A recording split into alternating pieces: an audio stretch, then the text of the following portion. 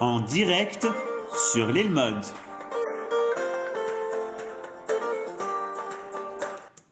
Shalom à toutes et à tous, on est très contents, on se retrouve comme chaque lundi avec le cours du Rav Menachem Ackerman.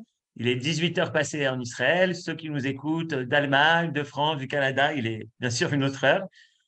Deux points intéressants. Premièrement, je vous annonce que dimanche soir, on aura le plaisir de renouveler notre émission sur l'île Mode qui s'appelle Découverte littéraire. On aura le plaisir d'interviewer le Rav Uri Cherki pendant 40 à 50 minutes sur son nouvel ouvrage en français qui est Sainteté et nature. Donc ça, ce sera dimanche soir. Soyez nombreux, diffusez l'information. On renouvelle cette émission de découverte littéraire. Une fois par mois, on vous fera découvrir un livre. On invitera l'auteur de ce livre pour l'interviewer, lui poser des questions et vous donner envie de lire des livres intéressants, des bouquins qui, à mon avis, méritent d'être connus. Oui, oui, c'est en Zoom, bien sûr. C'est en Zoom. Ça, c'est dimanche soir. Et ce soir, on va parler d'un sujet qui a l'air connu, mais qui apparemment non. C'est où est-ce que dans la Torah, c'est écrit qu'on doit prier? C'est le thème que tu as choisi, Rav Ackerman, pour nous parler de la prière. On a tous des idées. On pense peut-être au Rambam, la Marloquette, on pense à Hana, on pense à Yitzhak, mais je suis sûr que tu vas nous faire plein de haftaot, comme on dit en hébreu, de surprises. Le Rav d'Arav. Bien sûr, c'est le Nishmat Michel Sananes. Et on a également une autre Akdasha de Josette pour son père. Je pense que tu vas le dire. Todar Arav. Le Ilou Nishmat, Rav Ishmael Ben Avraham Besimcha, c'est ça? C'est ce que tu m'as envoyé. Tov, le Ilou Nishmato. Et quand on va ouvrir le screen, il y en aura encore quelques autres, mais comme tu as dit, Michel Sananes et Gérald Sananes, Tamid, Kol Shavua. Donc, on va, comme tu as dit, on va parler des sources dans la Torah. Alors, comme je vous avais dit, la semaine dernière, on a terminé le deuxième sujet, c'est-à-dire que le deuxième sujet, c'était la fresque historique du développement de la prière en fonction des différents éléments. Et le troisième sujet qu'on va étudier aujourd'hui, qu'on va aborder aujourd'hui dans la compréhension de la prière, c'est comme tu as dit, en effet, c'est la marloquette, la discussion entre Maïmonide et Nachmanide, c'est-à-dire le Rambam et le Ramban. En hébreu, quand on parle hébreu, Rabbi Moshe ben Maïmon et Rabbi Moshe ben Nachman, qui ont une discussion qui est classique et connue pour une partie des gens, les gens qui sont plus versés dans les études classiques de l'Yeshiva, etc., sur les sources de la mitzvah, de la prière dans la Torah. Alors, ce qu'on va faire, c'est que je continue en fait dans le même plan. C'est-à-dire le même plan, vous vous souvenez, c'est qu'on a une dialectique avot iknum et keneget midin. C'est-à-dire d'un côté la prière des patriarches et de l'autre côté la prière rituelle du temple. Vous vous souvenez, c'est-à-dire que ça, c'est ce qu'on développe depuis le début de l'année et on continue dedans. C'est-à-dire que ceux qui ont bien intégré cette idée, ils vont voir. Mais jusqu'à maintenant, au début, on avait vu les sources de ça. Vous vous souvenez, quand on avait étudié la prière d'Abraham, Yitzhak et Jacob. Ensuite, on avait vu le développement historique de ça. On l'a fini la semaine dernière.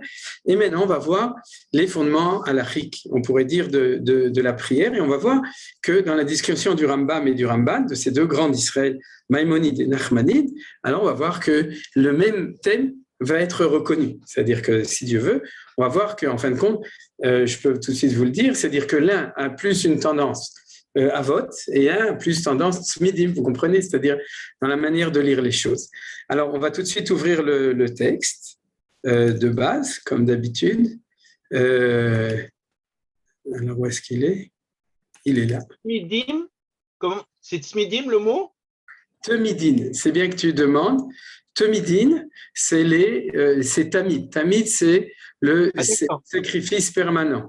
Mais parce que quand on parle des prières, vous vous souvenez, elles sont indexées dans plein de lois, surtout au niveau des horaires, pas au niveau de l'endroit, mais au niveau des horaires, elles sont indexées à la haute midim, c'est-à-dire on fait shacharit parce qu'il y avait une offrande de shacharit, on fait mincha parce qu'il y avait une offrande l'après-midi, on fait ma'ariv aussi, quelque chose qui est lié, et on fait moussaf aussi parce que le Shabbat et les fêtes, il y avait ça. Hein, d'accord, ça c'était pour répondre. Alors je continue à lire les Ilou Nishmat. Si quelqu'un pense qu'il faut enlever, j'enlèverai pour l'instant. Il y a ça, c'était.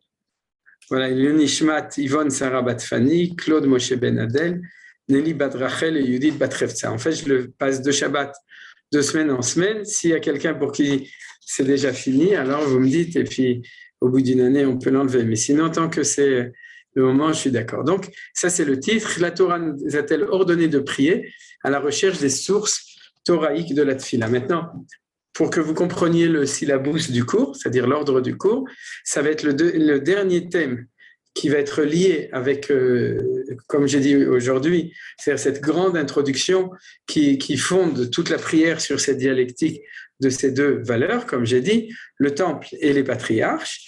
Et ça va être le dernier, et si Dieu veut, il va être aussi, ça va être le sujet de transition sur le deuxième sujet qu'on va étudier, qui est le mivné, la structure de la prière. Alors, bien entendu, on va étudier la prière de Shacharit, et quand on aura fini, on comprendra pourquoi dans Mincha, quelles sont les parties qu'on reprend dans Mincha, et quelles sont les parties de la prière qu'on reprend dans la prière de Harvit. Parce que comme vous savez, la prière complète, c'est celle du matin, la prière de Mincha et de Harvit, c'est des prières en raccourci. Donc, quand on veut bien comprendre la structure, il faut étudier celle du matin. Donc, en fait, par quel côté on aborde les choses? Par le côté le plus classique. C'est pour ça que beaucoup de gens le connaissent. Et où se trouve la mitzvah de prier? Vous comprenez? Alors, si vous me dites où se trouvent des gens qui priaient, on a vu que c'était Avraham, Yitzhak et Yaakov qui ont institué. Mais Avraham, Yitzhak et Yaakov ne sont pas des références d'une mitzvah. Vous êtes d'accord? C'est-à-dire s'il n'y a pas marqué dans la Torah, après le don de la Torah au Sinaï, c'est un des grands principes. C'est-à-dire toute mitzvah qui n'a, non, pas à partir de la sortie d'Égypte, je me corrige, c'est-à-dire toute mitzvah qui n'a pas été donnée après la sortie d'Égypte, ou en tout cas, la première, c'était celle de la Néoménie, de Rosh Chodesh. Ça va être dans la paracha dans 2 semaines, à Chodesh Hazelachem, et ensuite du Korban Pessah. C'était avant le mont Sinaï. Mais c'est à partir, elle a été donnée d'Aber el Bnei Israël aux enfants d'Israël. Toute mitzvah qui a été donnée avant n'est une mitzvah contractuelle pour le peuple juif que si elle était répétée, réitérée ultérieurement. C'est-à-dire, donc toutes les mitzvot qui étaient avant ne sont obligatoires pour le peuple juif que si Dieu les a répétées pour le peuple juif, pas pour Noach ou pas pour Adam ou pas pour Abraham, etc.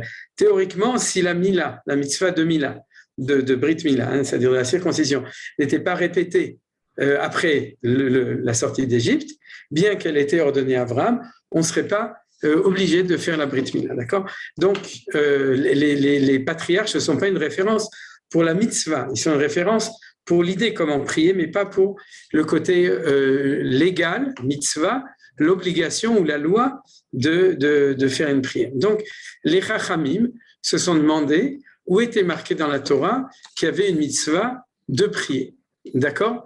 C'est bien le titre. La Torah nous a-t-elle ordonné de prier? Bien entendu.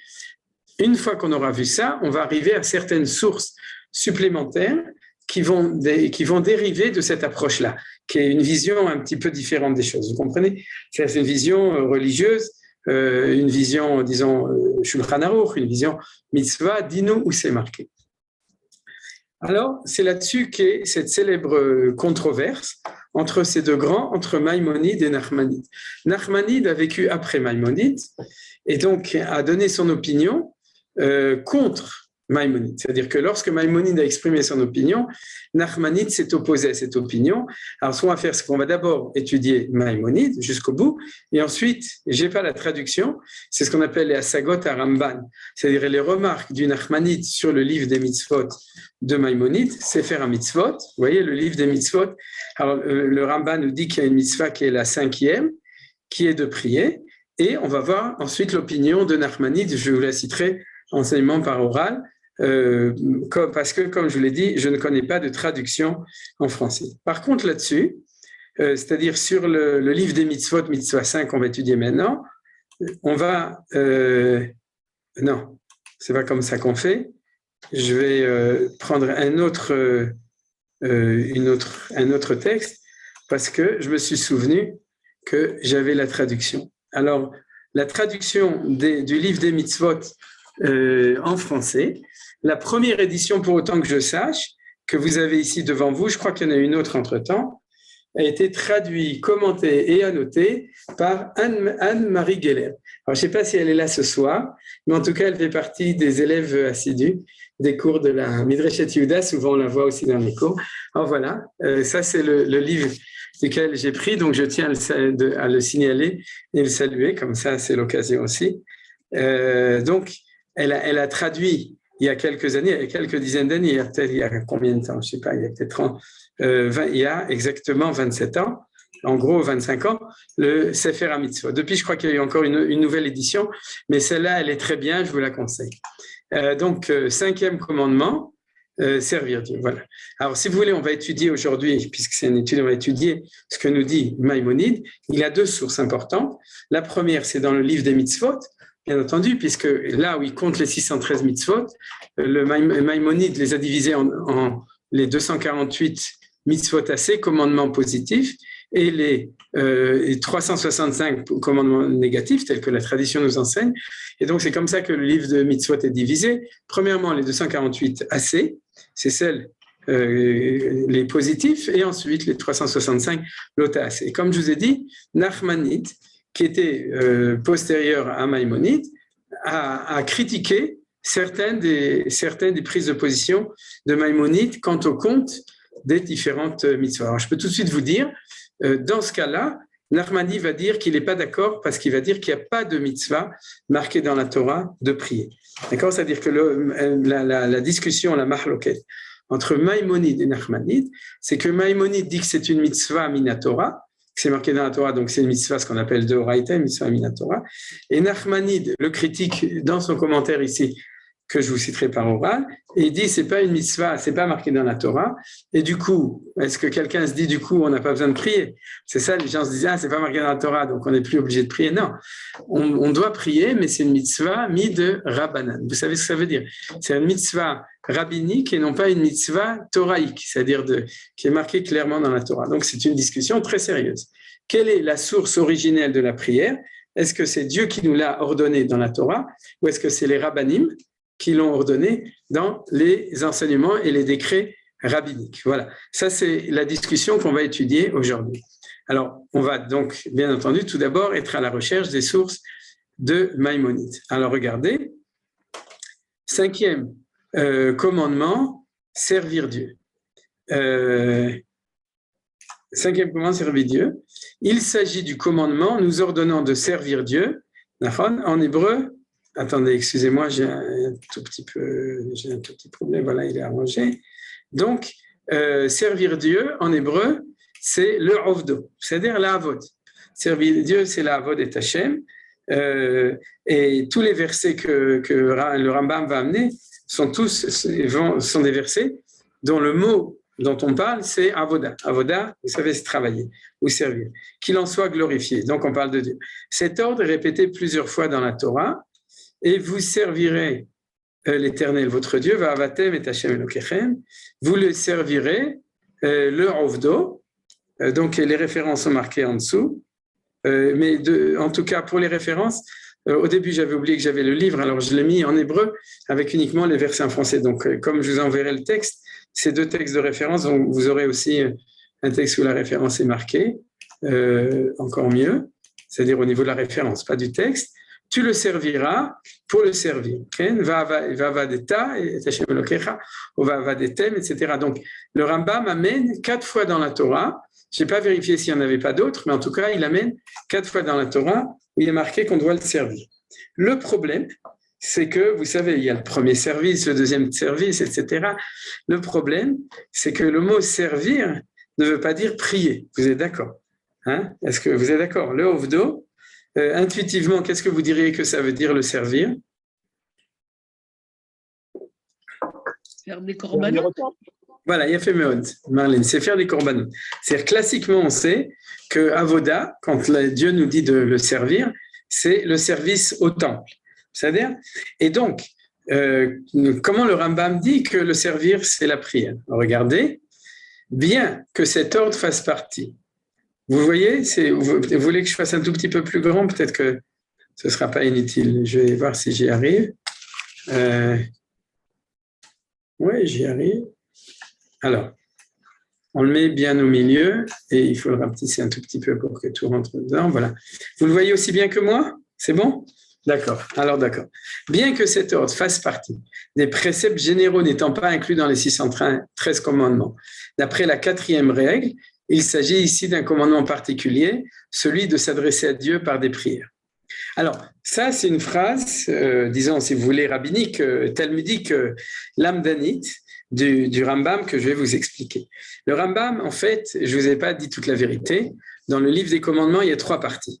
La première partie, c'est une introduction, il donne toutes les règles. Comment est-ce qu'il a réussi à trouver les 613 commandements dans toute la littérature rabbinique? Pourquoi?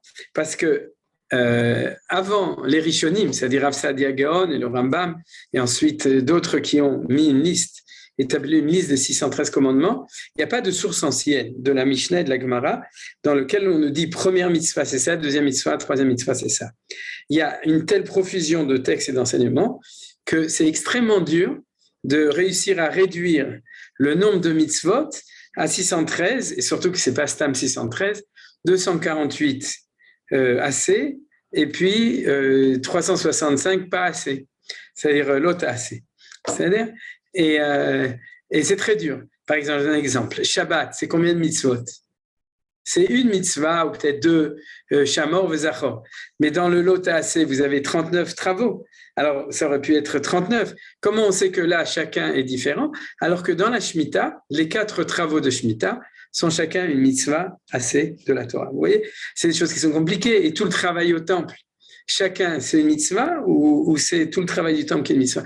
Donc, il y a toute une science du compte des mitzvot, et le Rambam en gros, c'est le tiers de son livre, de Sefer Mitzvot, où il explique, il discute d'ailleurs avec le Rav Saadia Gaon, de ceux qui l'avaient précédé, comment est-ce qu'on compte les mitzvot. Et puis, comme vous savez, chez les Juifs, une fois qu'on commence à discuter, les autres, ils continuent à discuter, et c'est pour ça que le Ramban, en fait, n'était pas d'accord, il avait un autre compte, ainsi que les autres, puis après, il y en a qui sont venus défendre le Rambam, et qui ont écrit aussi, et c'est comme ça qu'on a, je peux vous montrer un texte classique du Sefer HaMitzvot, ici, édition classique.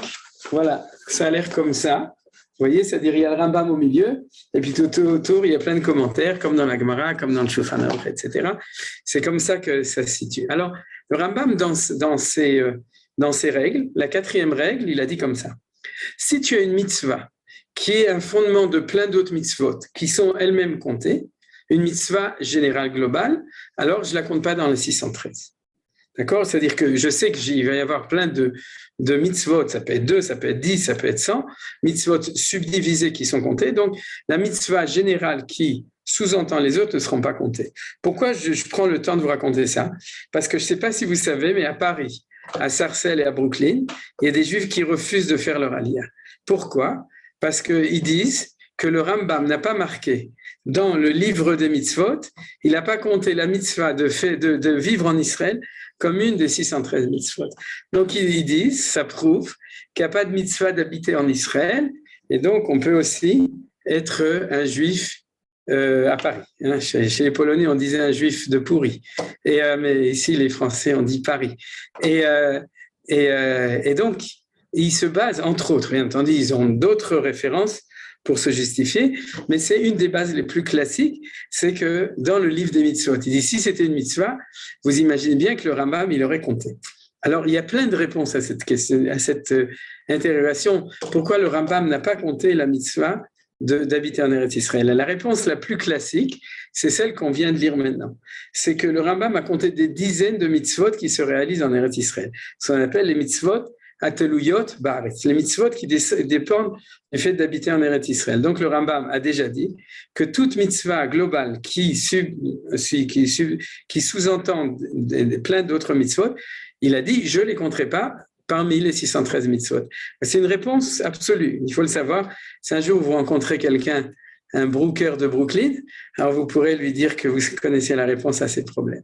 Alors donc, voilà, pour retourner ici, le Rambam nous dit, sache que normalement, j'aurais pas dû compter cette mitzvah, le Ovdo. Le Ovdo, c'est un des 4 psukim qu'il a cité, ou Vavadetem, Ken, etc. J'aurais pas dû le compter. Pourquoi? Parce que c'est une mitzvah générale. Pourquoi? Parce que c'est la mitzvah générale de toutes les mitzvot au Beth Amikdash. D'accord? Donc, je ne dois pas le compter. Et il dit, alors, tu vas m'opposer, tu vas me dire pourquoi tu le comptes, et dire parce que c'est une mitzvah générale pour le service au temple, et c'est aussi une mitzvah particulière pour prier. Et puisque du côté de la prière, c'est particulier, il n'y a pas une subdivision, c'est le fait de devoir prier, alors je vais compter dans mes 613 mitzvot. Vous m'avez compris? Tout le monde a compris? C'est clair? C'est limpide ou il faut que je recommence? Marlène, je recommence. Il dit comme ça, il dit, au niveau du temple, c'est une mitzvah générale, donc je ne le compte pas. Au niveau de la prière, c'est une mitzvah unique, d'accord? Il n'y a pas ensuite une mitzvah de prier les pieds joints et ensuite une prière de prier le matin, une mitzvah de mettre une kippa sur la tête quand tu pries, et une mitzvah de faire la mida et une baruch she'amar. Ça n'existe pas. Il y a une seule mitzvah, c'est de prier.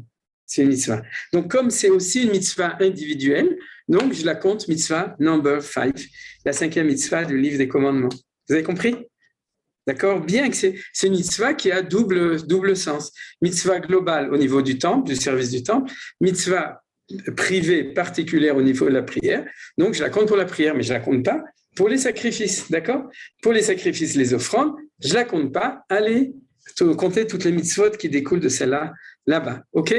D'accord? C'est comme s'il y avait une mitzvah d'habiter en Israël et de faire plein de mitzvot, puis il y a une mitzvah d'habiter à Rechovot, hein, d'accord? Alors, et c'est une mitzvah particulière. Alors, il aurait compté la mitzvah d'habiter à Rechovot et pas la mitzvah d'habiter en Israël. Bon, c'était une blague.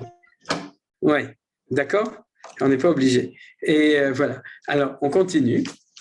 D'après le Sifri, le servir, excusez-moi, je me suis un peu... D'après le Sifri, le servir, c'est lui adresser des prières ou encore le service, c'est étudier la Torah. Donc, il y a différentes interprétations. C'est aussi une mitzvah d'étudier la Torah. Mais en tout cas, le Ovdo, ça se comprend que c'est logique que c'est le service humain individuel, c'est ou la prière ou l'étude de la Torah. Et d'après l'enseignement de Rabbi Eliezer, fils de Rabbi Yossi à Galilée, qui était très connu parce qu'il habitait dans le Galil, il est dit, d'où tire-t-on que le principe de la prière fait partie des commandements? Alors là, on a un enseignement des Tanaïm. Vous savez qui c'est les Tanaïm? C'est l'époque de la Mishnah, l'époque du deuxième temple. Rabbi Yossi Aglili, bien entendu, il habitait dans le Galil et il habitait à l'époque du temple ou juste après.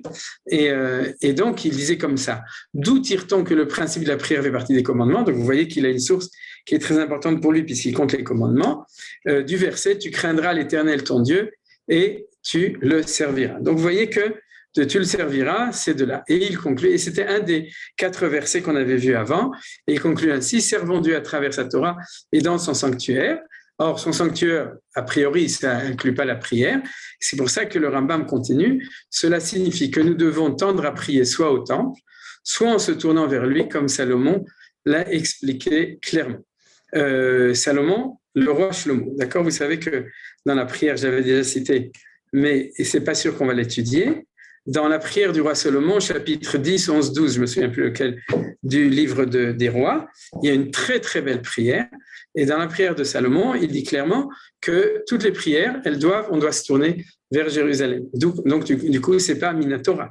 Alors le chidouche du Rambam, c'est que dans la mitzvah, le commandement assez positif de prier, le fait de se tourner vers Jérusalem n'est pas un détail rabbinique, mais pour le Rambam, ça fait partie de la mitzvah Minatora. Ça, c'est un grand chidouche. Comprenez? Parce que en gros, tous les détails de la prière, on va voir, sont rabbiniques. Mais le fait de se tourner vers Jérusalem, ça, c'est du sérieux, c'est marqué dans la Torah. Alors, si c'est clair, on va continuer avec le deuxième texte du Rambam. Oui, qu'est-ce que tu veux dire? Tu parles du Shmona Esrei, נכון? Ah oui, bien sûr. Ok. Oui, d'accord. Alors ça, vous retrouverez le texte, voilà. On va étudier maintenant le texte qui est dans le Mishneh Torah. Regardez, priez comme il est dit, vous servirez l'Éternel votre Dieu, ce service à la prière. Tout ce que je vous lis maintenant, c'est Maïmonide, traduction des Lubavitch de France, d'accord? Donc c'est Ilchot Tfila, Mishneh Torah, loi de la Tfila. Ça, c'est la source du verset, parce que le Rambam, dans le Mishneh Torah, il amène le verset, chapitre 1er. Alors, je vais lire en vitesse. Si vous avez des remarques sur ce qu'on est en train d'étudier, vous m'interromprez pour que je l'explique mieux. Il est un commandement positif de prier chaque jour, comme il est dit, vous servirez l'Éternel, votre Dieu. C'est la même référence, vous vous souvenez, vous avez vu, c'est-à-dire c'est la référence dans la Torah, et vous servirez l'Éternel, votre Dieu, c'était celle Rabbi Eliezer, le fils de Rabbi Yossi Aglili, qui avait amené cette référence-là. Et donc, de là, on apprend que c'est un commandement positif. Donc, comme je dis, pour le Rambam, c'est une mitzvah assez de la Torah. Par tradition orale, les sages ont appris que ce service est la prière. Comme il est dit, vous le servirez de tout votre cœur. Les sages ont dit, quel est le service du cœur? C'est la prière. Ça veut dire quoi? On n'apprend pas de ce verset-là. Ce verset, c'est le verset de Kriyat Shema. Vous connaissez, hein? C'est-à-dire, mais de là, on apprend que dans la notion du service, c'est-à-dire de la avoda, il y en a une qui est une avoda du cœur, et ça, c'est la prière. Ezei avoda shebalev, et veomer zoit fila. Mais c'est pas la référence, je précise. Hein, la référence, c'est la avoda.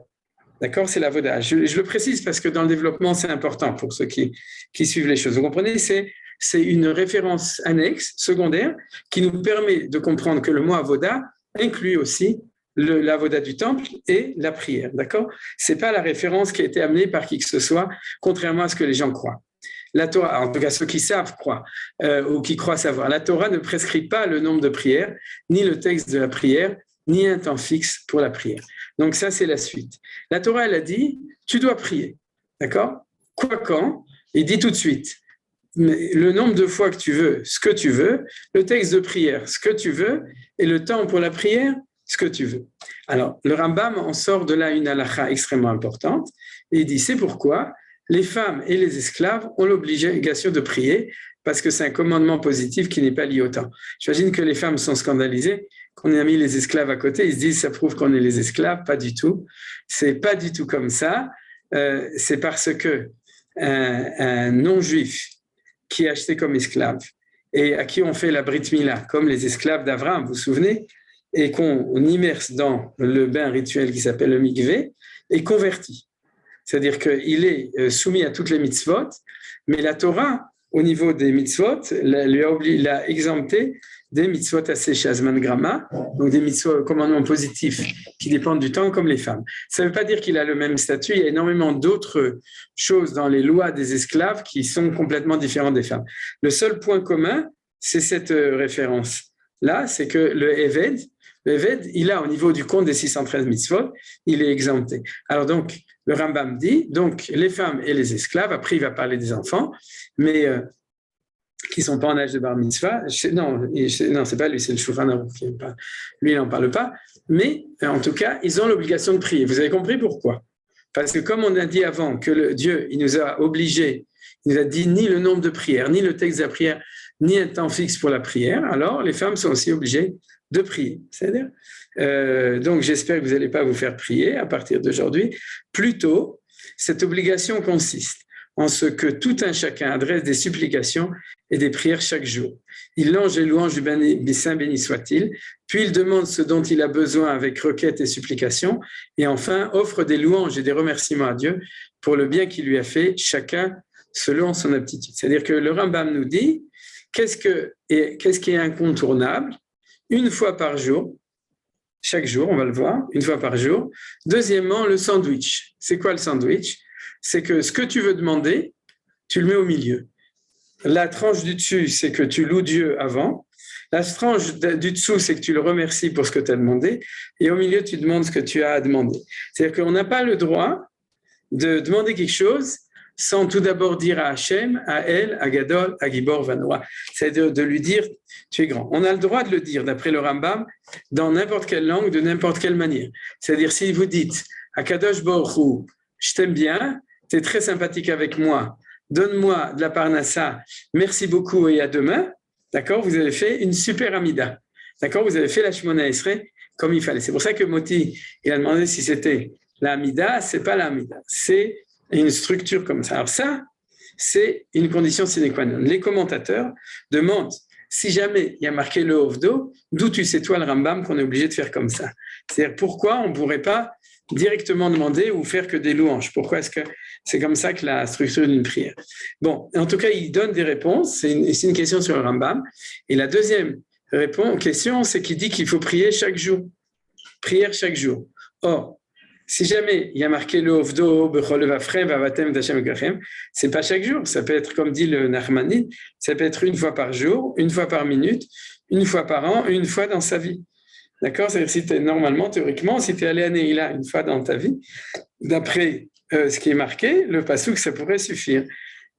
Et donc, on demande d'où on sait, d'où Maïmonide sait que ça doit être au moins une fois tous les jours et avec ça. Alors, pour résumer, en fait, le Rambam dit qu'on peut prier comme on veut.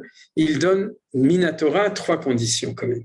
La première, c'est la direction, ce qu'on a vu dans le Sefer HaMitzvot, vous vous souvenez? C'est-à-dire que ça, c'est marqué dans la Torah, parce que à mesure où c'est une mitzvah commune entre le temple et la prière, donc de là on apprend Minatora, de la Torah, qu'il faut prier ou dans le temple ou vers le temple. Donc, souvenez-vous que ce n'est pas un détail, c'est quelque chose qui est fondamental. Le fait de se tourner vers Israël, vers Jérusalem, et vers le Beth Amikdash et vers le Kodesh HaKodashim. La deuxième, c'est une fois par jour, et on se demande d'où il le sait. Et la troisième, c'est qu'il faut louer avant, remercier après, sinon on n'a pas le droit de prier. On ne peut pas prier n'importe comment. Moralement, c'est très clair, d'accord? Vous êtes d'accord? C'est un peu comme quand on mange. Tout d'abord, on remercie Dieu pour ce qu'il nous a donné. On mange et ensuite, on le remercie pour ce qu'il nous a donné. Donc, c'est un peu la même chose. C'est aussi un sandwich de prière. Mais moralement, c'est normal. C'est comme ça qu'il faut faire. Mais au niveau, comme j'ai dit, au niveau des sources, d'où on le sait, la vérité, c'est que c'est pas très, et sur cette question, c'est pas très, très clair. Alors, s'il a une bonne élocution, et on continue, le Rambam développe sa théorie. S'il a une bonne élocution, il multiplie supplications et requêtes. Mais s'il a des difficultés d'expression, il s'exprime selon son aptitude et lorsqu'il désire. De même, le nombre de prières dépend de l'aptitude de chacun. L'un prie une fois par jour, l'autre plusieurs fois. Vous voyez? C'est-à-dire qu'en fin de compte, pour le Rambam, on peut prier toute la journée, on fait la mitzvah. On peut prier une fois par jour, on fait la mitzvah. On peut prier pendant 2 heures ou 3 heures, ou comme dit la Gemara, que les chassidim arishonim priaient 9 heures par jour. Et ils priaient 3 heures shacharit, 3 heures mincha, 3 heures ma'ariv. Les chassidim arishonim, c'était marocains. Et donc, vous avez compris. C'est-à-dire, mais c'est ça qui est très important, et ça se retrouve dans la halakha, c'est qu'à l'origine des choses, c'est la prière, elle est compressible, extensible en fonction des capacités et des connaissances et de la relation spirituelle de la personne avec Akadosh Baruch Hu. C'est-à-dire, Minatora, il y a plus long et il y a plus court. Et dans le fond, même quand les gens prient rituellement, il y en a qui prient plus vite et des gens qui prient plus lentement. Il y en a qui finissent leur tefila de shacharit en mettant les tefilines et en priant en 5 minutes à la maison. Puis il y en a qui, au bout d'une heure et demie, ne sont pas encore revenus du Beth HaKnesset. D'accord? Vous savez, c'est-à-dire que quand même, malgré tout, même qu'il y a un rituel, cette flexibilité au niveau de la longueur de la prière existe toujours. Alors, c'est ce que dit le Rambam ici, c'est-à-dire qu'on est libre selon notre inspiration de prier plus ou moins. Alors, j'ai souligné, tout un chacun doit prier en direction du temple, quel que soit l'endroit où il se trouve, et ça, on a vu dans le Sefer HaMitzvot, l'autre source, que c'était Minatora. Telle fut la pratique depuis Moïse jusqu'à Ezra. Qu'est-ce qui s'est passé après Ezra? On l'a étudié, c'est à ce moment-là que la prière a été instituée, et c'est la suite du texte de Maïmonide. Alors, on a terminé avec Maïmonide. On a vu tout ce qu'on avait à voir avec Maïmonide. Puisqu'on a vu tout ce qu'on avait à voir avec Maïmonide, ce qu'on va faire maintenant, c'est que je vais fermer le texte pour qu'on se voit, et puis après, si on a le temps pour continuer, je reprendrai. S'il y a peut-être une question de compréhension maintenant, je peux m'arrêter pour poser. Si c'est des questions de fond, alors gardez-le comme d'habitude pour la fin du cours. Est-ce qu'il y a quelqu'un pour qui les choses n'étaient pas claires dans l'opinion de Maïmonide? Si vous ne posez pas de questions, c'est que tout était clair. Oui, top, ok. Alors, c'est bien. D'accord. Alors donc, pour résumer, pour Maïmonide, on a un mot qui est la source de tout, c'est la avoda. D'accord? Je résume, les choses comme ça sera plus clair. Ce mot a un triple sens. La avoda du temple, la avoda de la prière et la avoda de l'étude de la Torah. Vous avez compris? Et c'est logique, parce que la avoda, c'est servir Dieu, en traduction, et c'est quelque chose qui est extrêmement général. Sauf que la mitzvah de prière est une mitzvah quand même ponctuelle, spécifique. Ça, c'est la première chose, qui fait partie du grand ensemble, mais qui est une notion spécifique dans l'ensemble général, qui est celui du service au temple de Jérusalem. Ça, c'est la première chose. Donc, pour le Maïmonide, on a une obligation de la Torah de prier. Deuxième chose, dans ce qui est incontournable au niveau de la Torah dans ce détail, il y a trois choses, dont une seule est compréhensible d'après les sources du Rambam. Celle qui est compréhensible, c'est la géographie, c'est le fait qu'il faut prier en direction de Jérusalem. Parce que si on a ce qu'on appelle un klal et un prat, c'est-à-dire la globalité, c'est le service au temple, et le détail, c'est la prière. Alors, je comprends que la prière est indexée au temple, et donc, où qu'on soit dans le monde, il faut prier vers le temple. C'est clair? D'accord? Ça, on l'a compris. On a une deuxième chose, c'est qu'il faut prier une fois par jour. Et là, on ne comprend plus, parce que d'après le Rambam, c'est pas marqué dans la Torah, donc de même que dans les 24 heures, on est totalement libre de prier comme on veut, quand on veut, où on veut, etc., au niveau de la source de la Torah, et c'est les sages qui ont structuré la tefila telle qu'on la connaît, c'est-à-dire tout ce qui est au-delà de ça, c'est des décisions et des décrets des rabbanim, c'est-à-dire là-dessus, il n'est pas en discussion avec Nachmanide, mais la source de la Torah, toraïque, c'est une fois par jour vers Jérusalem et avec une structure. D'ailleurs, vous remarquez que c'est très logique. C'est-à-dire, on a un rite minimal, on a un temps minimal et on a un endroit minimal. L'endroit minimal, c'est direction vers Jérusalem. On a une géographie de la prière. On a un temps de la prière, mais extrêmement large. C'est une fois par jour, quand tu veux, à tel moment que tu veux. Et puis, on a une structure vraiment, vraiment très libre, mais minimale. D'abord, tu remercies, ou tu loues, ensuite, tu achètes, et ensuite, tu reloues. D'accord? Ou tu remercies, en fin de compte. D'accord? C'est-à-dire que tu te demandes ce que tu as demandé, et ensuite, tu remercies. Voilà. Tout ce qui est au-delà de ça, que vous connaissez, toutes les halachot que vous connaissez dans la tefila, c'est tous des décrets rabbiniques pour Maïmonide. Maintenant, je vais vous dire donc ce que dit Nachmanide, puisqu'on a fini avec Maïmonide, je vais vous dire ce que dit Nachmanide. Nachmanide, il dit, tout d'abord, il se base sur la Gemara. Mais ça, je ne peux pas vous amener tous ces textes. Il amène énormément de sources du Talmud qui montrent que la tefila, c'est un décret, une institution rabbinique. Par exemple, si quelqu'un a un doute s'il a prié ou non, alors vous savez que quand on a un doute, on n'est pas obligé de prier. Et on ne peut pas refaire des brachot gratuitement si jamais on n'est pas obligé de prier. Donc, il y a a priori une différence entre... Et la Gemara, elle parle de ça, où elle parle aussi encore de plein d'autres choses, à propos de plein d'autres choses, où elle dit la prière, c'est un décret rabbinique et c'est pas une mitzvah minatora. Donc, pour ceux qui sont plus érudits, vous savez, j'ai donné cet exemple de doute, qu'il y a énormément de différences, et c'est important de savoir si une mitzvah, elle est mitzvah d'oraïta ou de rabbanan, c'est-à-dire si la source du commandement est toraïque ou bien rabbinique. Ça a une implication. C'est pour ça que dans toutes les études des sages, dans toutes les études du Talmud, et ensuite, on est toujours en train de vérifier ou d'essayer de comprendre exactement qu'est-ce qui est Minatora, qu'est-ce qui est Midrabanan. Je vous donne comme exemple, les travaux Shabbat sont Minatora.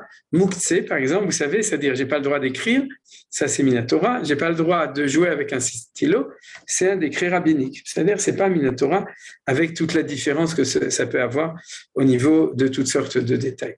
Donc, on est dans cette discussion entre Maïmonide et Nachmanide.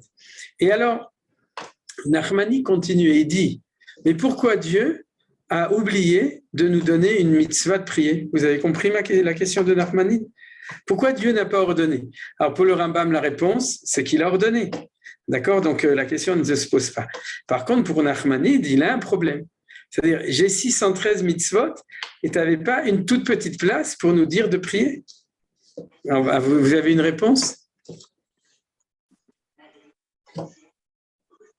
Vous avez compris la question, d'accord? C'est quand même un peu bizarre. Oui, Nadine? On dit que Akol ba mi hashamaim chutz mi irat shamaim. Très bien, très bien. Irat shamaim, ça dépend de nous. Donc, d'accord, c'est Defka, maintenant que tu le dis, un des versets que Rambam amène, c'est vous craindrez Dieu et vous le servirez. Vous vous souvenez? Et Yeratem et Hashem avatem oto. Je me souviens plus du texte exact. Et là, tu as ta réponse, elle est magnifique. Parce qu'en fin de compte, ça veut dire que la avoda et la ira, ça fait partie du même registre. C'est-à-dire, akol bideshem chutz mirat shamayim, ça veut dire qu'on ne peut pas ordonner. Quelqu'un d'autre veut donner une réponse? Sinon, je donne la mienne. Non, je voulais dire que ça fait partie de la loi orale. Oui, non, mais ce n'est pas la question de Nachmanide. Ça fait pas partie de la loi orale, d'ailleurs. Ça fait partie des décrets rabbiniques. C'est pas la même chose. La loi orale, c'était donné par Moshe Hachem à Moshe sur le mont Sinaï, ce qu'on appelle halakha. Mais c'est pas le cas. C'est-à-dire, pour Nachmanide, il n'y a pas dans la Torah, ni orale, ni écrite, c'est-à-dire dans le sens de ce qui a été reçu de Dieu, il n'y a pas une mitzvah de prier. D'accord? Alors, Nadine a donné une très bonne réponse. Quelqu'un d'autre veut donner? Je vous posais une question. Quand est apparu ce mot tfila? Tfila. Ah, la tfila, c'est marqué est-ce que c'est marqué dans le Tanakh? Maintenant, je me souviens plus précisément si c'est marqué dans le Chumash ou non. Non, par exemple, dans les Teilim, il y a partout tfila et vayamot pinchas vayifalel, c'est-à-dire on parle de tfila tout le temps. Mais le mot tfila pour la prière en tant que, je crois pas qu'il est marqué dans la Torah. Alors, si quelqu'un peut le vérifier, mais si vous voulez. Quoi? Chana, il n'y a pas marqué? Si, va-t-il palel Hana. Et quand je parle du Chumash, Torah, dans la Bible en général, dans Nevim Ktuvim, il y a des centaines de références du mot tefila. D'accord? Mais dans le Chumash lui-même, il y a d'autres mots. C'est-à-dire, par exemple, nos sages nous disent qu'il y a 10 mots pour la tefila. Par exemple, Moshe Rabbeinu, c'est Vayechal. Vayechal Moshe et Hashem. Et Moshe Rabbeinu, une autre fois, c'est Vayechanan. C'est-à-dire, etc. Donc, on dit qu'il y a 10 mots pour la tefila, mais le mot tefila lui-même n'apparaît pas forcément dans le Chumash. Alors maintenant, pour revenir à notre étude, la réponse de Nadine, c'est la bonne réponse. C'est quoi? C'est que, voilà. Donc, c'est la bonne réponse. C'est que on ne peut pas, d'après le Ramban, on ne peut pas demander à quelqu'un de dire « je t'apprécie, je t'aime, tu es important pour moi », d'accord? Si Dieu dicte à un homme l'obligation de lui dire qu'il a envie de lui parler, alors à ce moment-là, l'homme ne lui parle pas, vous comprenez? Si quelqu'un oblige son mari ou sa femme à écrire une lettre d'amour chaque jour ou toutes les semaines, d'accord, ou de lui écrire un SMS, à ce moment-là, c'est une mitzvah, c'est un commandement. Et à ce moment-là, on a perdu toute la chose. C'est-à-dire que pour le Ramban renverse la vapeur. Et il dit, c'est un privilège que Dieu soit d'accord d'écouter nos prières. Vous avez compris? C'est-à-dire que dans la relation de homme à Dieu pour le Ramban, Dieu n'est pas en train de nous dire de prier. Dieu est en train de nous dire, si jamais toi, tu décides que tu veux prier, sache que moi, je m'engage à être shomer tefila. C'est-à-dire à écouter ta prière et éventuellement aussi à l'exaucer. Ça dépend à quelle sauce on fait notre prière, oui, parce que c'est ça, exaucer. Mais en tout cas, en tout cas, vous comprenez que c'est une vision totalement différente des choses. C'est-à-dire que pour le Rambam, pour Maïmonide, la prière fait partie du global du service de Dieu au temple, et pour la collectivité, c'est au temple, et pour l'individu, a priori, c'est la prière, c'est une mitzvah. Dieu dit, tu dois prier. Et pour le Ramban Nachmani, Dieu n'a jamais dit qu'il fallait prier. Alors, c'est ce que je disais au début, le fait que la Torah nous raconte que les avot, les patriarches ont prié, c'est pas du tout une preuve pour le Rambam. Ce serait même plutôt une preuve pour qui? Pour le Ramban. Parce qu'il n'y a nulle part marqué que Dieu a dit à Abraham, prie-moi, prie-moi, prie-moi, je t'en prie. D'accord? D'accord, il lui a laissé libre de faire sa prière ou non. C'est ce qu'on appelle le franc-prix. C'est-à-dire qu'il prie ou il prie pas, c'est son libre arbitre. D'accord, c'est sa liberté. Et ça, c'est extrêmement important. Pourquoi? Parce que comme on a vu, d'après Manitou, que la prière, c'était un dialogue entre Dieu et l'homme, un dialogue ne peut être possible que si chacun s'adresse à l'autre de son plein gré. D'accord? C'est-à-dire que quand Dieu prie, il s'adresse à l'homme. Quand l'homme prie, il décide de s'adresser à Dieu. Et à ce moment-là, Dieu décide d'écouter ou de ne pas écouter, de répondre ou de ne pas répondre à une prière. Écouter, il écoute tout le temps, comme je dis, parce que dans la Hamida, on dit « Baruch ata Hashem shomea tefila ». Et s'il y avait un doute que Dieu écoutait, on n'aurait pas le droit de le dire parce que ce serait un doute que ce serait peut-être une bracha le vatala. C'est une bénédiction en vain, si jamais c'est pas sûr qu'il écoute. Donc c'est sûr qu'il écoute. C'est-à-dire, ça, c'est ce que dit le Ramban, mais qu'il écoute, mais qu'il a décidé que si on prie, il est attentif à nos prières. Mais vous avez compris. Alors, donc, pour terminer, on n'a pas terminé le cours, mais on a avancé. Pour terminer, je vous proposerai une équation extrêmement fertile. C'est que dans la dialectique, est-ce que la source de la prière, c'est les corbanotes, ou la source de la prière, c'est les patriarches? Qui est de ce côté et qui est de ce côté? Vous avez tout de suite deviné, c'est pas difficile. C'est-à-dire que tout le monde est d'accord qu'il y a ces deux choses-là.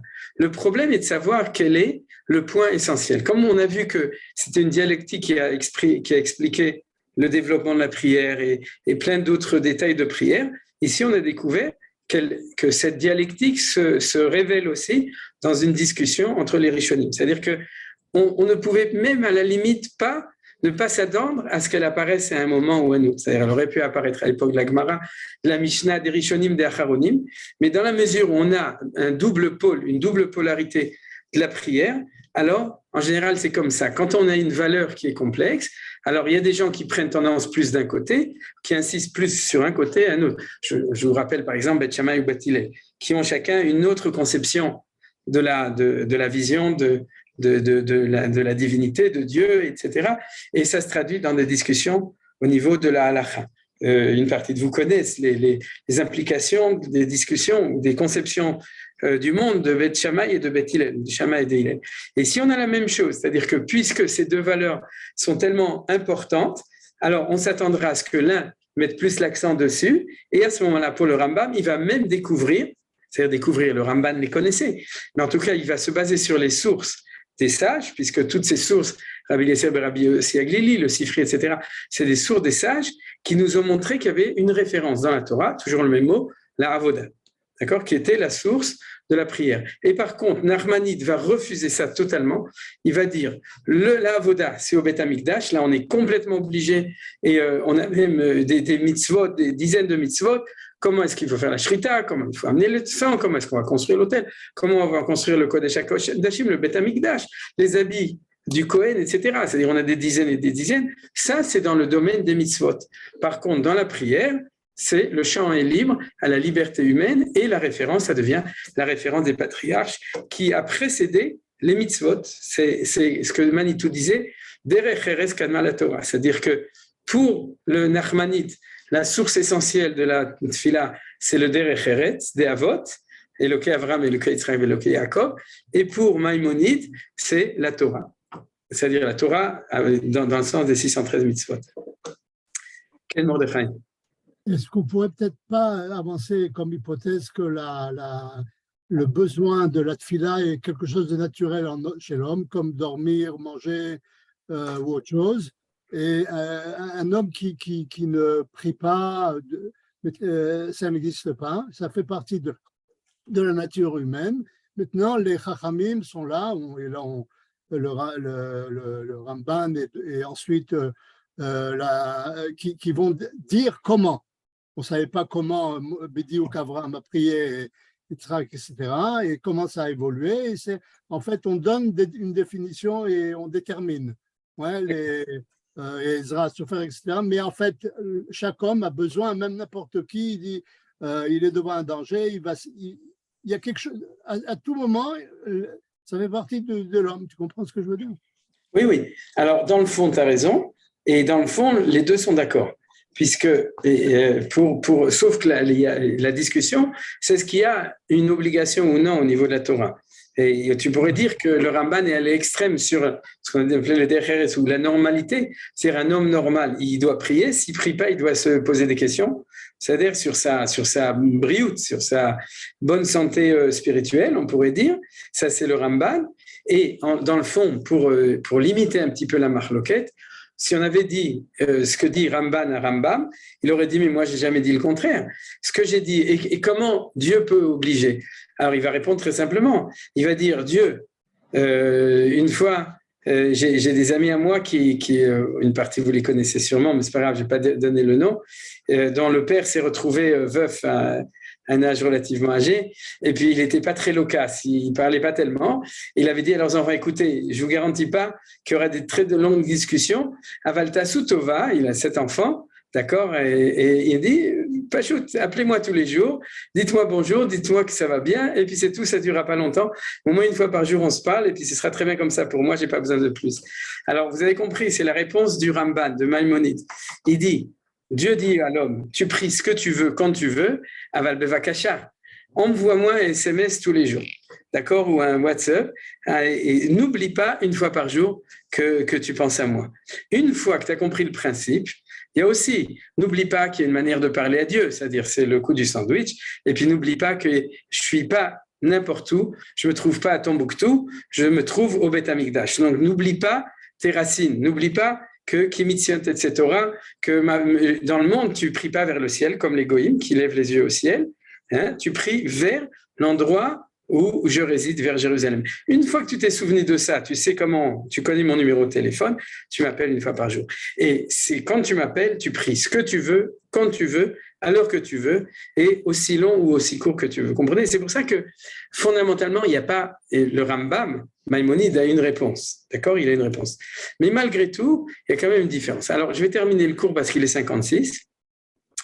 Et si Dieu veut, le cours de la semaine prochaine, il va quand même se baser sur l'enseignement de Maïmonide. C'est-à-dire que je vais pas développer l'enseignement de Nachmani dans la mesure où c'est de ça qu'on a beaucoup parlé déjà dans les premiers cours, c'est-à-dire sur Avot Tiknum, sur toute cette relation vis-à-vis de Akadosh Baruch Hu au niveau du côté individuel, mais en même temps au niveau du côté prophétique, etc., la référence des patriarches.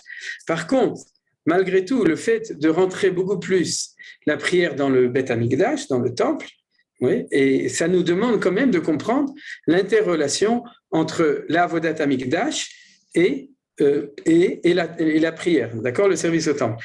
Cette relation, on pourrait déjà l'appeler, parce qu'on l'a étudié au niveau technique, klal ou prat, puisque c'est le même mot, la avoda, qui parle des deux, mais comme a expliqué le Rambam, au niveau du Mikdash, c'est un klal, c'est une grande chose, et au niveau de la tefila, c'est un prat, c'est un détail. Alors, on va voir comment est-ce qu'on va annexer, on va organiser cette relation entre le service du temple et puis la prière pour nous. C'est-à-dire pas dans la référence que, puisque le korban était de telle heure à telle heure, c'était là, mais dans une compréhension beaucoup plus profonde qu'on pourrait très bien dire qu'il y a dichotomie.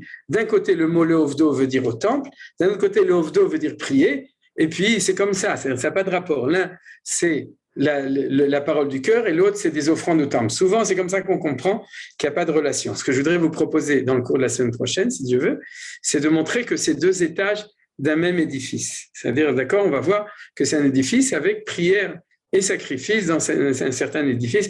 Et comme je vous ai dit, c'est par là qu'on arrivera à la structure actuelle de la prière grâce à c'est-à-dire c'est une étude transitoire, en fait, celle qu'on va faire avec Maïmonide, avec la Shita, avec la conception maïmonidienne de la prière, du Rambam.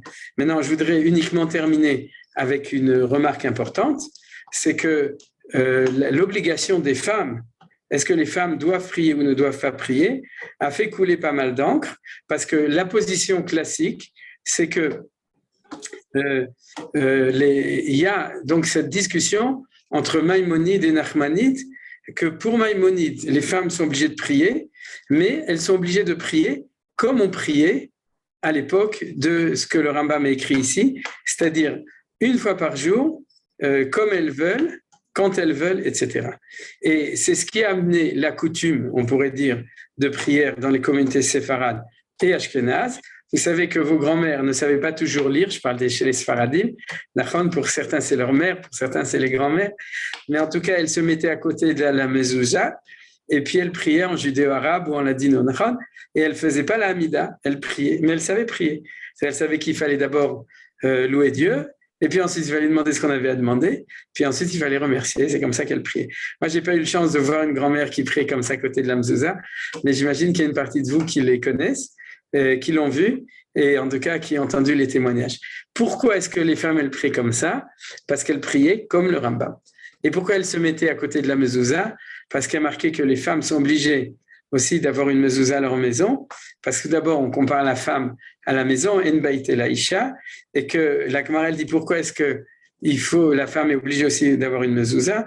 Parce que la mezouza elle promet la longévité. Le man irbou yemechem vime venechem pour nos enfants à l'adama, sher nishba Hashem lavodechem la tête lahem sur la terre d'Israël. Il n'y avait pas de promesse de longévité en dehors d'Israël. La mezouza, c'est une promesse de longue vie en Eretz Israël. Donc, c'est un conseil pour ceux qui veulent faire leur aliyah. Et donc, c'est pour ça qu'elle prie à côté de la mezouza, parce que la mezouza, c'est la synagogue, le Bet HaKnesset d'une femme, puisque c'est sa maison, et c'est là que la bracha de la maison se trouve, la bracha de Harichut Yamim pour soi et ses enfants. Donc, c'est pas complètement ridicule. Chez les Ashkenazim, au contraire, c'était très intelligent. Et le Magen Avraham témoigne que chez les Ashkenazim aussi, les femmes n'avaient pas toujours l'habitude de prier plus que ça, sauf qu'elles ne se mettaient pas à côté de la mezouza. Mais en tout cas, il y avait aussi une coutume, le minag, c'est que les femmes, elles priaient librement, une fois par jour, leur tfila, etc. Maintenant, les commentateurs disent que ça, c'est si on est possèque comme Maïmonide. Par contre, si on est possèque comme Nachmanide, à ce moment-là, à partir du moment où il y a eu un décret rabbinique, alors les commentateurs disent que ce décret rabbinique a été décrété pour les hommes comme pour les femmes, qu'il faut prier le matin, l'après-midi, le soir, selon le rite, etc. C'est-à-dire tout fait partie de la même, ça s'appelle Iskat Ravila, de toute la même, d'un package deal qui s'appelle prière décidée par les rabbinim. Et à partir du moment où il y a eu un package deal comme ça, donc qui concerne les hommes comme les femmes. On dit que la prière de Harvit, c'est pas obligatoire. Parce que c'est une prière qui, pour personne, est obligatoire, mais que disons qu'une femme qui voudrait suivre l'opinion de Nachmanide, alors c'est bien qu'elle prie dans un sidour 2 fois par jour, Shacharit et Mincha. Quelle est l'opinion? Alors je dois rajouter encore une chose, c'est que j'ai regardé le livre de Rav Shaul David Bochko, Mori Verabi, le Rosh Yeshiva de la Yeshiva de Chaliliaou, et qui lui dit qu'il n'est pas d'accord avec ça, qu'il pense que même d'après Maïmonide, l'obligation pour les femmes de prier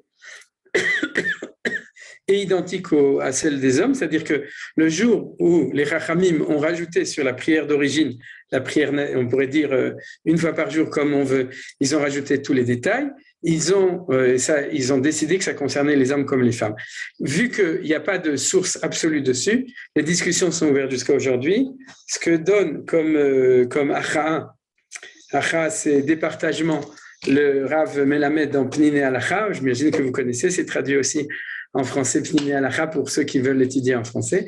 Et dans Pnine Halacha, le tome sur la tefila, sur la prière, alors il dit que des femmes qui sont occupées à l'éducation, c'est-à-dire des femmes qui ont une grande famille, qui sont occupées pour s'occuper de leurs enfants, etc., c'est-à-dire de tenir leur maison. Alors, c'est le cas où on appelle ça mitzvah taseh chez Azman Grama, c'est-à-dire qu'elles ont pas des horaires aussi organisés que les hommes. Tout le monde le sait. C'est pour les hommes, il y a le temps du travail, etc. Donc, un homme est censé s'organiser pour avoir du temps pour prier comme il faut, etc. Normalement, c'est possible.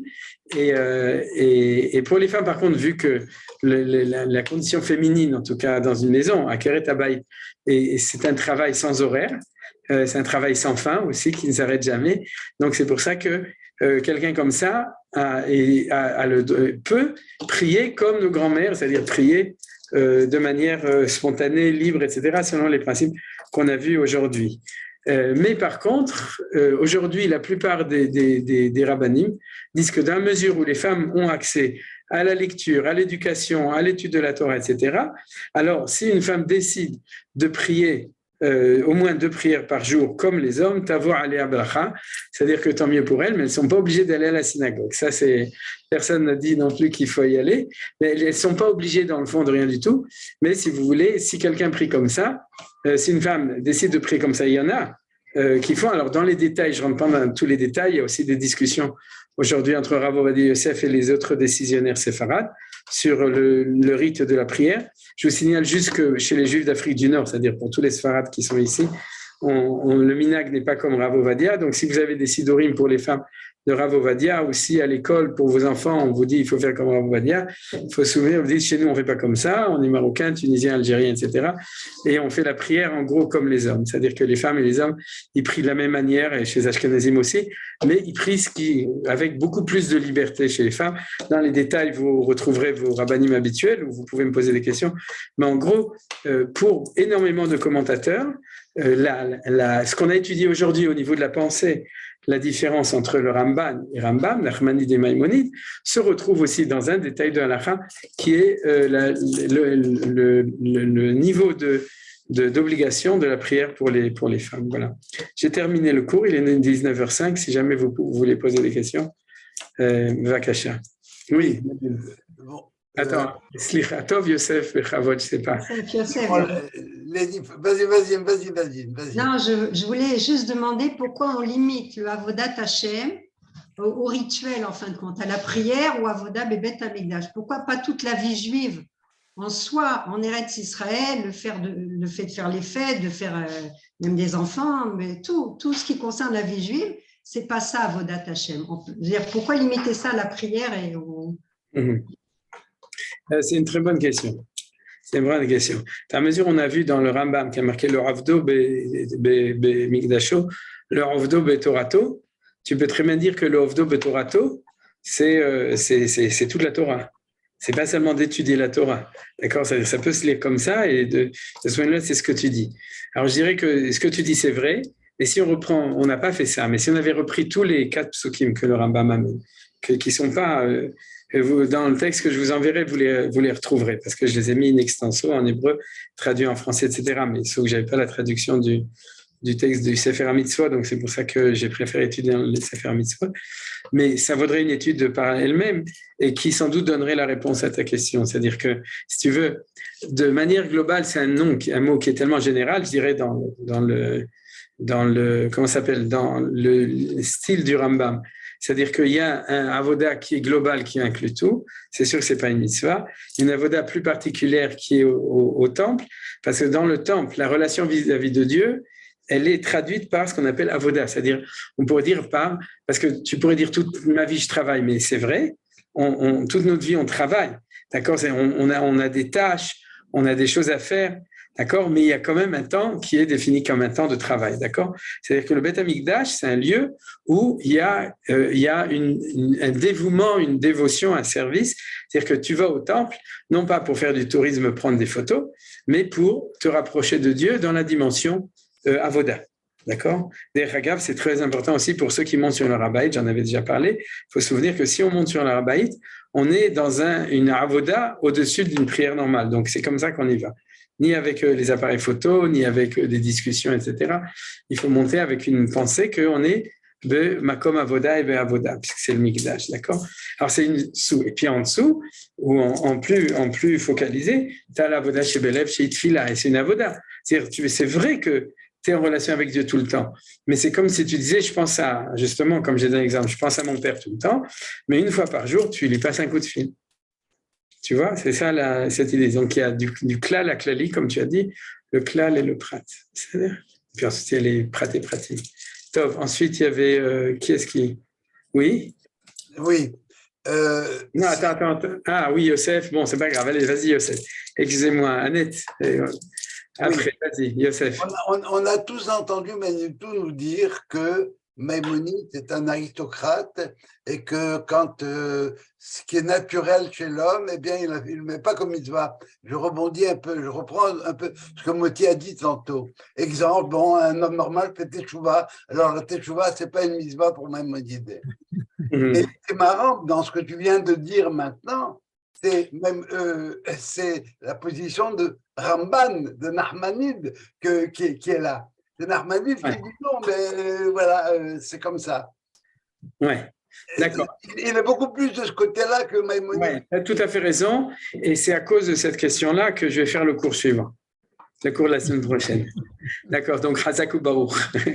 C'est-à-dire, j'espère qu'à la fin du cours suivant, on aura une meilleure réponse. D'accord? J'ai donné une réponse un peu plus globale. C'est que Maïmonide, il dit bien que Dieu ne te demande pas avec le machal que j'ai donné, il te laisse quand même dans ta liberté de prière, d'accord, au niveau de la Torah. Dieu. Après, les Rachamim, comme on a dit, ils sont obligés de nous structurer. D'ailleurs, on avait vu dans le phénomène historique quelles ont été les raisons historiques pour lesquelles c'est de plus en plus structuré.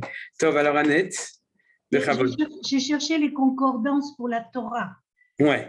Les Itpalel, c'est toujours, il y a eu 6 fois où le mot Itpalel est apparu, c'était pour des sujets très spécifiques. Moshe Mitpalel Bishvil Aaron, c'est-à-dire le mot lui-même n'apparaît pas comme avoda et régulière et tout ça. Ah oui, bien sûr. Donc, bien sûr. dans la Torah, dans le Chumash, il n'y a pas. Il n'y a pas. C'est la concordance. Ah, très bien. Il a fait Chazak. Le Sefer HaChinour fait allusion dans les 613 mitzvot ou à la Tfila? Je n'ai pas vérifié, mais disons qu'en général, le Sefer HaChinour, il suit le Rambam. Ouais. Au niveau du compte, il était. Je ne sais même pas s'il y a une exception. On ne sait pas qui est-ce qui a écrit le Sefer HaChinour, mais si mes souvenirs sont bons, il ne suit pas dans l'ordre, parce qu'il suit l'ordre des parachiotes. Donc le Rambam, il suit un ordre qu'on ne connaît pas très bien. Disons que la manière dont il a organisé les choses, on le voit plus ou moins, mais des fois il y a des exceptions. Mais sinon, au niveau du compte exact, il n'y a pas de différence entre le Sefer HaChinour. Donc je n'ai pas vérifié, tu peux vérifier. Déchiré Baït. Tov, encore une question? Non? Yofi, Metsuyan. Yohan, tu as une musique, Va'erenenu Betoratecha, on va jouer avec les Satecha. Non, tu n'as pas prévu. Non, je n'ai pas prévu encore. La prochaine fois. Tov, alors à l'Eitraot, à jeudi pour certains, à Yom Sheni pour les autres, et Bezrat Hashem, Nitrae, Kol Tova.